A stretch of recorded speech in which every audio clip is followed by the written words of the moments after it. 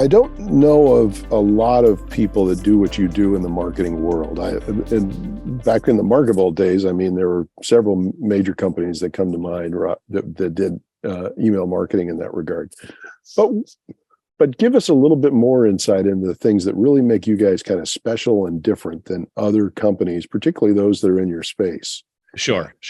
So there are a few for sure and there's a lot of buzz around storytelling for business. And I think I'll answer your question by doing a little bit of myth busting, because there's some very common myths that are being perpetrated by some of the so-called experts in the space.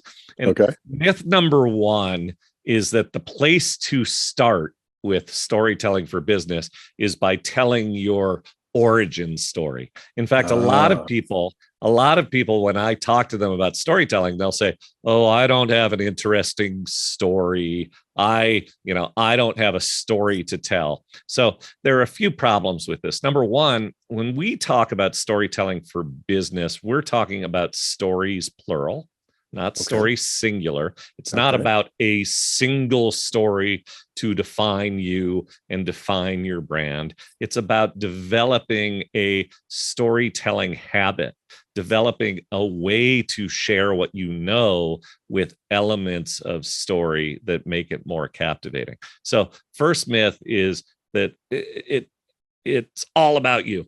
It doesn't have to be all about you. You don't need to lead with your legendary origin story. Here's the garage where I invented the widget. Here's the ditch that I crawled out of.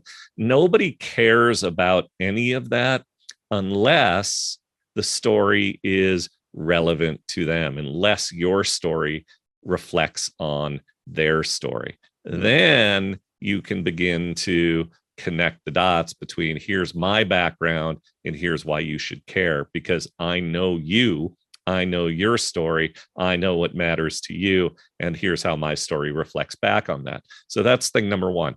Thing number two, and this one is really critical, is it doesn't have to be so darn complicated. There are all these storytelling coaches out there who talk about, I have a 10-step thing for managing stories, or you have to memorize the elements of the hero's journey, or here's Freytag's pyramid for doing a dramatic story, or here's how Aristotle did stories, or it has to be like a screenplay with conflict and resolution and heroes and villains and so on and so forth. I had a client who came to me after going through one of those programs, and he said, I'm just trying to write a darn email, and I don't want to have to sit down and keep track of, did I get the sixth element in the right place? And it doesn't have to be so darn complicated. I mean, call me simple, but when I hear about a simple 10-step plan or a simple 10-step process, it feels like 7 steps too many. So we have a very simple framework that we call the 3E framework. And if you really understand and master this framework, you're well on your way to getting this right. And the 3 E's in the framework are empathize, envision, enable.